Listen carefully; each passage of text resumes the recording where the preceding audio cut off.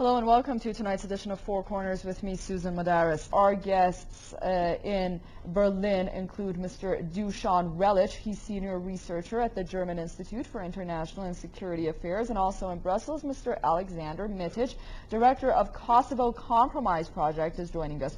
Both gentlemen, welcome to our program tonight. And let's start in Berlin with Mr. Relic.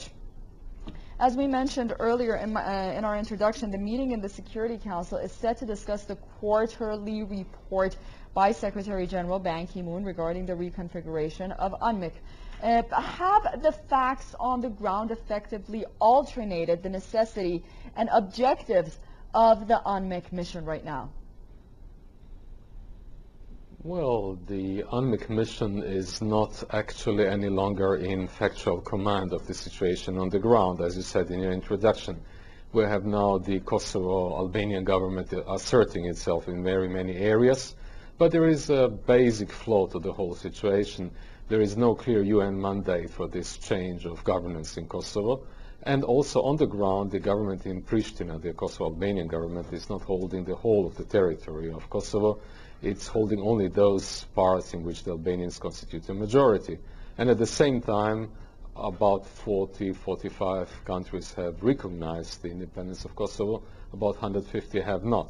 So we have two competing realities on the ground. One is this, which is supported by the US and the government in Pristina, the Albanian government, and the other one is what Serbia, the government in Belgrade, Russia, China, and also 7 members of the European Union are supporting, which is not recognizing independence. And these two competing realities for the moment do not clash, but really don't know how long the situation will last.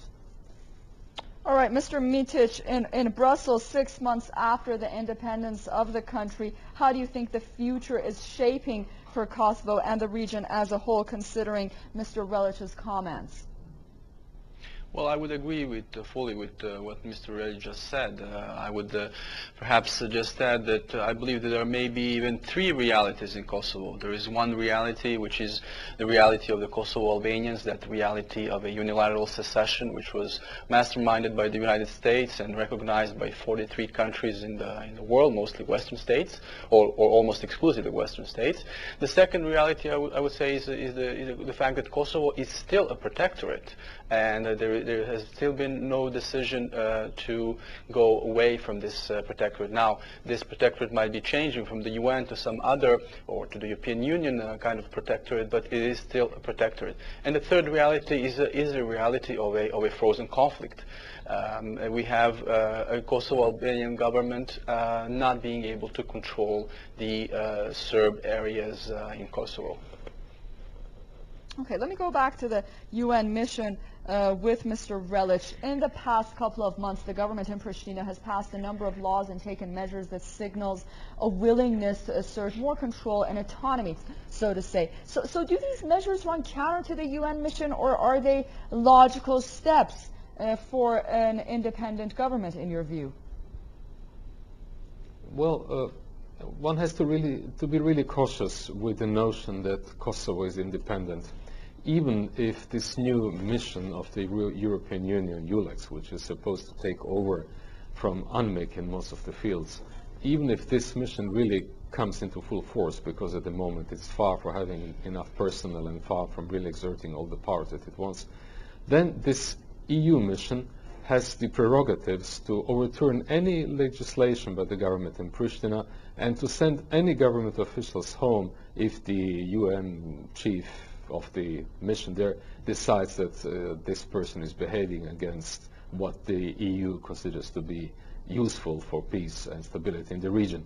So the government in Pristina is creating laws, it's producing laws. These are mostly virtual laws because the government there lacks capacity to implement it. Also, these laws are meant in a very, very direct way to satisfy the demands of the West.